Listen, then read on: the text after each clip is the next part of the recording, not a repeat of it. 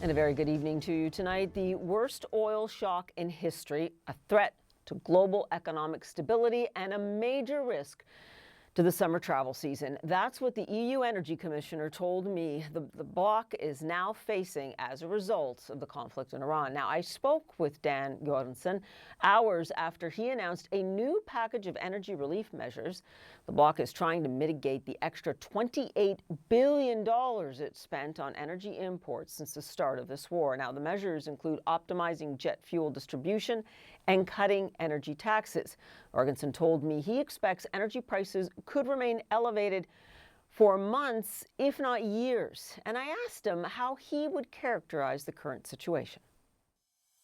Normally, when we speak about energy crises, we speak about the oil crisis in 1973 and, of course, the crisis in 2022 that was an effect of Putin's full-scale invasion of Ukraine that led the gas prices to spike.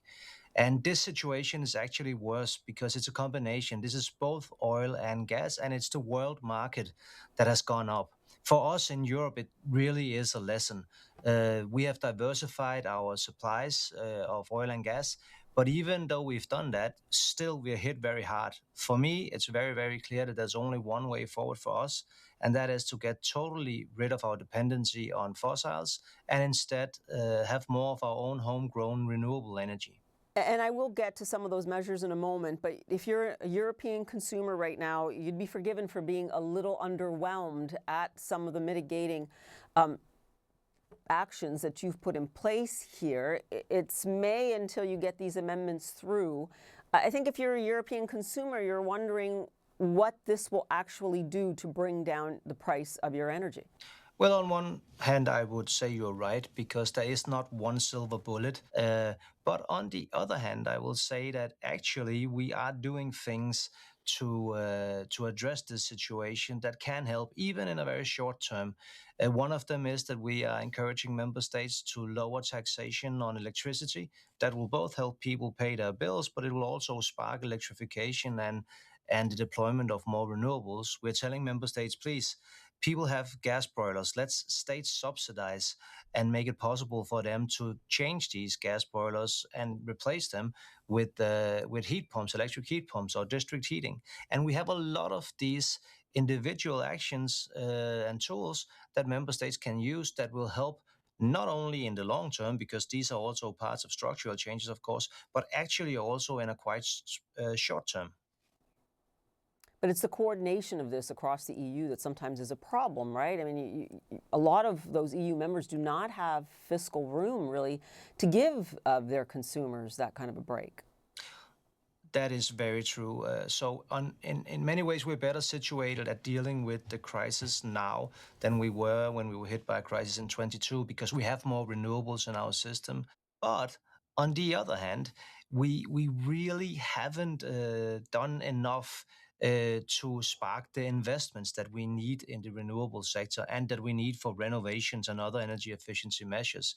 And therefore, we from the European Union side also doing what we can to provide funding. So we do have different sources of funding in the EU that can be utilized better than they are today and direct towards energy instead of other purposes.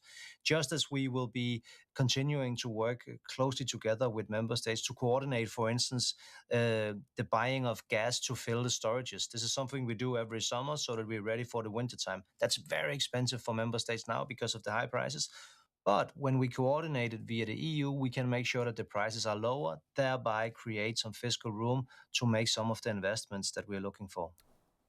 Right, but I hear you that challenge of getting that storage done before the winter months is going to be quite difficult at this point. Another difficult challenge here is jet fuel. I don't have to remind you, Lufthansa already saying 20,000 flights canceled now in order to preserve that jet fuel. In terms of the measures that you've announced, how much of a coordinated effort can you muster here? Especially when, you know as well as I do, you always risk the point that in some EU members, it'll be every man for himself, that they might even hoard some of these jet fuel supplies. Well, actually, I do sense a large degree of solidarity, maybe not only for idealistic or naive, some would say, reasons, but because we are all in the same boat. the European Union is so closely connected. Our economy is so closely connected that if things go bad in one country, they go bad in all countries. So we do have tools. We are now setting up an observatory where we will get the overview of exactly how much fuel have we got, where have we got it, for how long have we got it, how much do we import, how much do we export, all of these things that are needed for us to, if this indeed becomes a security of supply crisis, and we will need to redistribute and share the stocks that we have.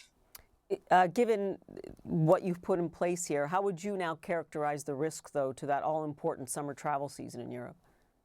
No, but it is a big risk, and if there was one thing that I could do or we could do as policymakers that would solve this, of course we would probably do it. But the fact of the matter is that what determines whether or not this will be a long-lasting crisis and how serious it will be the duration of the crisis and the severity of the crisis in the Middle East.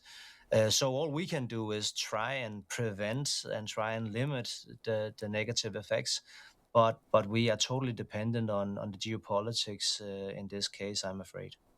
And if I may, you've made the point, right? Even if this ends tomorrow, this crisis will go on, it will linger. It is likely not to end tomorrow. So what does the worst case scenario look like here? I mean, many say that this is possible to go on through the rest of the year.